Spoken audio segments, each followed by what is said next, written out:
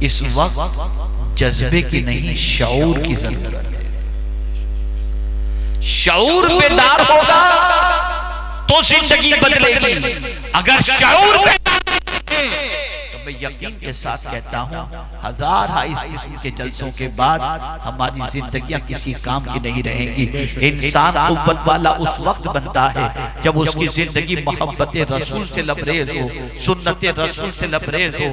آپ نے کبھی محسوس کیا خانہ کعبہ کا طواف کرتے وقت 3 چکر کے اندر رمل جو کیا جاتا ہے یہ مصطفیٰ پیارے کی سنت مبارکہ ہے؟ مجھے بتاؤ. ہر جگہ پر تو آپ پکڑ کے چلنے کے لیے قرآن منع کرتا ہے وَلَا تَمْشِ فِي الْأَرْضِ مَرَحًا, زمین پر اکڑ کے مت چلو. اور اللہ کے در کے سامنے آپ اگر عمرے کا طواف کر رہے ہیں, حج کا طواف کر رہے ہیں, تو 3 چکر کے اندر یوں سینہ تان کر اکڑ کے چلنا یہ میرے نبی کی سنت مبارکہ ہے. وجہ کیا تھی کہ اس طریقے سے چلنا حضور کی سنت, اور اس طریقے سے چلنے کی بنیاد پر جب حضور صحابہ کو اس طریقے سے چلنے کے لیے فرمائے تھے تو وہ صحابہ بھوکے بھی تھے, پیاسے بھی تھے, لیکن حضور کے کہتے پر اس طریقے سے چلنے سے باطل کے دل کے اندر خوف پیدا ہو گیا. پتہ چلا نبی کی سنتوں پر عمل سے فائدہ نصیب ہوا کرتا ہے. اسے سیکھنا چاہیے, اس کی طرف تو ہماری توجہ بھی نہیں اور اسے پڑھنا بھی نہیں آتا. میرے پیارے آقا صلی اللہ تعالی علیہ وسلم کے پیارے دیوانوں, یوں تو میرے پروردگار جل جلالہ کے بہت سارے احسانات ہیں.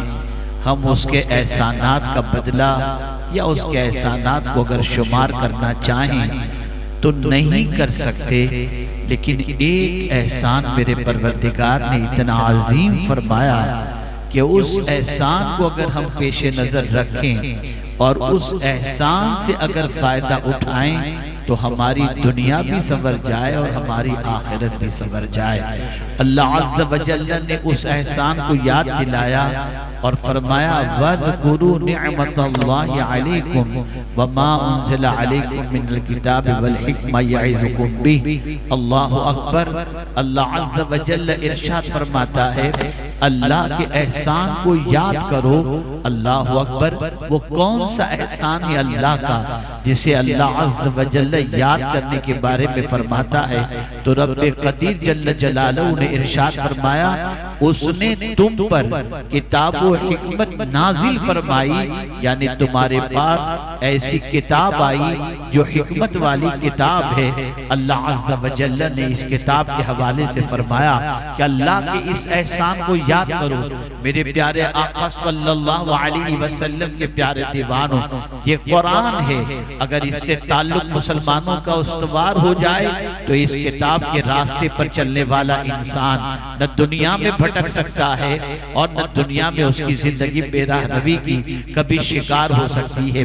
آپ ذرا دیکھیں, ہم نے راستہ تلاش کرنا ہے تو ہم پکچروں سے راستہ تلاش کرتے ہیں, سیریلوں سے راستہ تلاش کرتے ہیں, لیکن اللہ فرماتا ہے جتنی بھی زندگی میں تمہیں نصیحتوں کی ضرورت ہے یہ ایسی کتاب ہے کہ اس کتاب کے اندر ہر قسم کی نصیحت موجود ہے. میرے پیارے آقا صلی اللہ علیہ وسلم کے پیارے دیوانوں, جو قرآن کی نصیحت پر عمل کرے, میں پوچھنا چاہتا ہوں, ابھی سید صاحب خطاب فرما رہے تھے, ممکن ہے ان سے پہلے بھی کچھ علماء نے خطاب فرمایا ہو, کبھی آپ کی بستی میں کوئی بڑے بزرگ آ جائیں اور وہ کوئی نصیحت کریں تو آدمی کہے گا ان کی نصیحت پر عمل کرو, ان کی باتوں پر عمل کرو. پتہ چلا ایک انسان اس کے لیے ادب کا تقاضا یہ ہے کہ اگر کسی کو بڑا مانتا ہے تو اس کی نصیحتوں کو فالو کرے, اس کی نصیحتوں پر عمل کرے.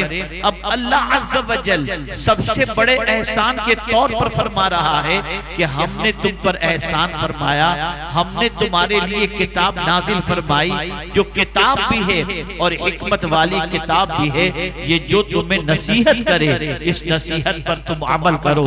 ہم نے قرآن کی نصیحت کو پس پردہ ڈال دیا, ہم نے قرآن کی نصیحت کو پس پشت ڈال دیا. ہم چلنا تو چاہتے ہیں لیکن قرآن کے بتائے ہوئے طریقے پر نہیں، اپنی مرضی کے مطابق چلنا چاہتے ہیں۔ مجھے بتائیے کون سا انسان منزل تک پہنچ سکتا ہے جب بتانے والا راستہ بتائے اور اس راستے پر چلنے کی بجائے کوئی اور راستے پر اگر چلے گا تو بھٹک جائے گا۔ قرآن کا راستہ سب سے عظیم راستہ ہے، سیدھا راستہ بتانے والی یہ کتاب ہے۔ یہ کتاب جس نے بھی اس کتاب کو تھاما اور اس کے ڈائریکشن کو فالو کیا وہ منزل کو بھی پا لیتا ہے، مقصد کو بھی پا لیتا ہے اور مراد کو بھی پہنچ جاتا ہے۔ اللہ کے رسول صلی اللہ علیہ وسلم اسی کتاب پر عمل کراتے رہے، اسی کتاب کی تلاوت کی عادت ڈلواتے رہے، اسی کتاب کے ڈائریکشن پر چلانے کی کوشش کرتے رہے۔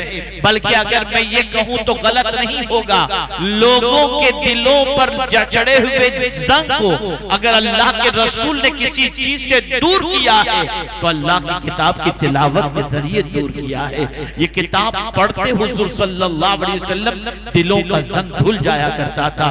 اس کتاب کی بنیاد پر کفر کی وادیوں سے نکل کر انسان اسلام کی شاہراہ پر گامزن ہوتے نظر آئے، بلکہ یہاں تک کہ جنوں کے بارے میں بھی موجود ہے کہ جب رسول رحمت صلی اللہ علیہ وسلم سے قرآن سنا تو جنوں نے قرآن سننے کے بعد ایمان کی دولت سے بہرہ ہوئے۔ اسی لیے قرآن کہتا ہے کہ جنوں نے اپنی قوم سے کہا اِنَّا سَمِعْنَا قُرْآنًا عَجَبًا يَهْدِي إِلَى الرُّشْدِ فَآمَنَّا بِهِ وَلَن نُشْرِكَ بِرَبِّنَا أَحَدًا۔ قرآن کہتا ہے کہ جنوں نے اپنی قوم سے کہا کہ ہم نے ایک عجیب قرآن سنا ہے جو بڑی عظمت والا ہے اور ہم اس پر ایمان بھی لے آئے ہیں اور ہم نے ہدایت کا راستہ اختیار کر لیا ہے اور اب زندگی میں کبھی شرک نہیں کریں گے، کبھی معبودان باطل کی پرستش نہیں کریں گے۔ یہاں سے یہ بات سمجھ میں آئی جن قرآن سنے تو ایمان کی دولت نصیب ہو جائے، کفر قرآن سنے تو ایمان کی دولت نصیب ہو جائے۔ اے مسلمان تو قرآن کو اللہ کی کتاب مان کر کے بھی تو اللہ کی کتاب نہ سننے کا شوق رکھتا ہے اور نہ اللہ کی کتاب پر چلنے کا شوق رکھتا ہے۔ آج کا مسلمان کبھی بے راہ روی کا شکار نہ ہوتا، ناکامی کی دہلیز پر کبھی نہ پہنچتا اگر قرآن کے بتائے ہوئے طریقے پر عمل کرتا۔ میں صرف ایک آیت آپ کے سامنے پیش کرتا ہوں اور آپ سے پوچھتا ہوں، پورے قرآن کو چھوڑیے، اس پر تو عمل کرنا ضروری ہے ہی، اس پر عمل نہیں ہو رہا۔ ایک آیت پر دیکھیے صراحت کے ساتھ ہماری قوم کا نوجوان اس آیت کریمہ کے خلاف اپنی زندگی گزارتا ہوا نظر آ رہا ہے۔ قرآن کہتا ہے قُلْ لِلْمُؤْمِنِينَ يَغُضُّوا مِنْ أَبْصَارِهِمْ وَيَحْفَظُوا فُرُوجَهُمْ، میرے محبوب مومنوں سے کہہ دیں اپنی نگاہوں کو نیچی رکھیں۔ یا اللہ حضور سے کہلوایا کہ میرے محبوب یہ تمہارے غلام ہیں، تم پر مرنے کا دعویٰ کرتے ہیں، تم پر سب کچھ لٹانے کی بات کرتے ہیں، ان سے کہہ دو مومنین کہا گیا، انسان نہیں کہا گیا، مومنین سے کہہ دو، اس لیے کہ جو آپ کو ماننے والا ہے وہ آپ کی بات ضرور مانے گا۔ توجہ چاہوں گا، حضور سے کہا گیا مومنین سے کہہ دو، کیا کہو کہ یغضوا من ابصارہم، اپنی نگاہوں کو نیچی رکھو۔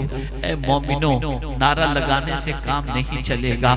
آپ نعرہ لگاتے ہیں، دامن مصطفیٰ نہیں چھوڑیں گے، لیکن بات حضور کی نہیں مانیں گے، معاذ اللہ۔ یہ سچویشن بن گئی۔ حضور فرماتے ہیں نگاہوں کو نیچی رکھو۔ میں کبھی کبھی تو مسلمانوں کی نگاہوں کو دیکھ کر کبھی کبھی شرمندگی محسوس ہوتی ہے۔ ایسے کئی مواقع آئے جہاں پر ہم نے مسلمانوں کو دیکھا کہ ان کی آوارہ گردی کو دیکھ کر کے اور ان کی بے راہ روی کو دیکھ کر ہمیں چہرہ پھیر کر کسی دوسری جانب سے چلنے کا خیال پیدا ہوا کہ کہیں لوگ یہ نہ کہیں یہ دیکھیں مسلمانوں کے ذمہ دار جا رہے ہیں اور ان کی قوم یہ کر رہی ہے۔ ہماری قوم کا نوجوان، میں آپ کو بتاؤں گا تو حیرت ہوگی، تازہ سروے کے مطابق دنیا میں سب سے زیادہ گندی پکچر دیکھنے والے اگر کوئی ہیں تو وہ مسلمان ہیں۔ یہ تازہ لیٹسٹ سروے کے مطابق حضور فرماتے ہیں نگاہ کو نیچی رکھو، اپنی آنکھوں کو نیچی رکھو، اپنی نگاہوں کو نیچی رکھو۔ میاں داڑھی رکھنا حضور کی سنت ہے، انکار نہیں۔ مسواک کا استعمال بھی حضور کی سنت ہے، اس سے بھی انکار نہیں۔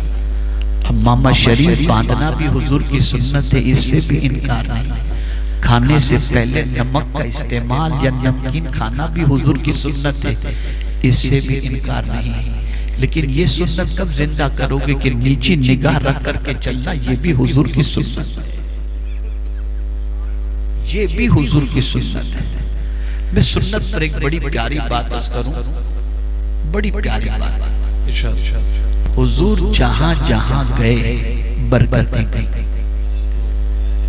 حضرت حلیمہ سعدیہ رضی اللہ تعالیٰ عنہ کے پاس گئے تو ادھر برکت گئی، ان کے گھر پہنچے ادھر برکت گئی، مدینے پہنچے مدینے برکت گئی۔ یہ تو ہم سنتے ہیں، جہاں حضور کے قدم پڑے وہاں برکت ہوئی۔ کاش کہ یہ سوچ بھی بن جاتی، جس جگہ حضور جائیں وہاں برکت پہنچ جاتی ہے، اور جس گھر میں میرے نبی کی سنت پہنچ جائے اس گھر میں بھی اللہ برکت عطا فرماتا ہے۔ ہمارے گھروں سے حضور کی سنت ختم ہو رہی ہے، ہماری زندگیاں بالکل بد سے بدتر ہوتی جا رہی۔ میں آپ کو بتاؤں بڑی معذرت کے ساتھ کہ یہ جو ہم جلسے کرتے ہیں اور آپ حضرات تشریف لاتے ہیں، باتیں سنتے ہیں، ہوتا ہے بہت ساروں کے دلوں کے اندر عمل کا جذبہ پیدا ہوگا، لیکن جس قوم کا مزاج یہ ہو کہ 50 ماہ رمضان گزارنے کے باوجود بھی اس کی زندگی روزے رکھ کر کے نہ بدلی ہو، حج کر کے نہ بدلی ہو، یہ جلسہ کیا اس کی زندگی بدلے گا؟ اس لیے کہ اس جذبے سے ہم کچھ کرتے ہی نہیں الا ماشاءاللہ۔ کیا کبھی اس نیت سے ہم جلسے میں آئے کہ جائیں گے، سنیں گے اور اپنی زندگی کو چینج کریں گے؟ نہیں، آؤ گاؤں کا جلسہ ہے چلو چلتے ہیں، مدرسے کے اپنے گاؤں کا جلسہ ہے چلتے ہیں، بس۔ یہاں ایک آپ کو بہت پیارا جملہ سمجھا دوں، اس وقت جذبے کی نہیں شعور کی ضرورت ہے۔ شعور بیدار ہوگا تو زندگی بدلے گی، اگر شعور بیدار تو میں یقین کے ساتھ کہتا ہوں ہزار اس قسم کے جلسوں کے بعد ہماری زندگیاں کسی کام کی نہیں رہیں گی۔ انسان قوت والا اس وقت بنتا ہے جب اس کی زندگی محبت رسول سے لبریز ہو، سنت رسول سے لبریز ہو۔ آپ نے کبھی محسوس کیا خانہ کعبہ کا طواف کرتے وقت 3 چکر کے اندر رمل جو کیا جاتا ہے، یہ مصطفیٰ پیارے کی سنت مبارکہ ہے؟ مجھے بتاؤ، ہر جگہ پر تو آپ پکڑ کے چلنے کے لیے قرآن منع کرتا ہے، وَلَا تَمْشِ فِي الْأَرْضِ مَرَحًا، زمین پر اکڑ کے مت چلو۔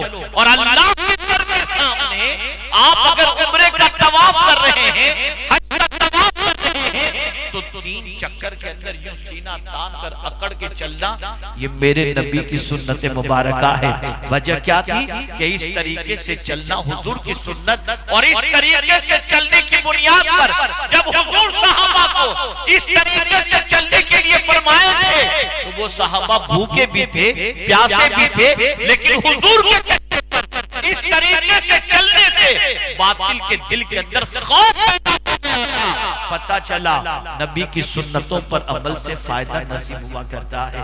میں تو سچ بتا رہا ہوں، بسا اوقات مایوسی اتنی ہوتی ہے کہ ہماری قوم ایک اینچ بدلنے کو تیار نہیں، اور وہ قوم کیا بدلے گی جو قوم سنتی تو چلی آتی ہو کئی سالوں سے، اور آنسو بھی بہاتی چلی آتی ہو کہ تاجدار کربلا نے جان دی تو شہادت کا جام پیا بھی تو سجدے کی حالت میں امام حسین نے جان دی، اور یہ سن کر مسلمان روتا ضرور ہے لیکن سجدہ کرنے کے لیے تیار نہیں۔ اللہ اللہ اللہ،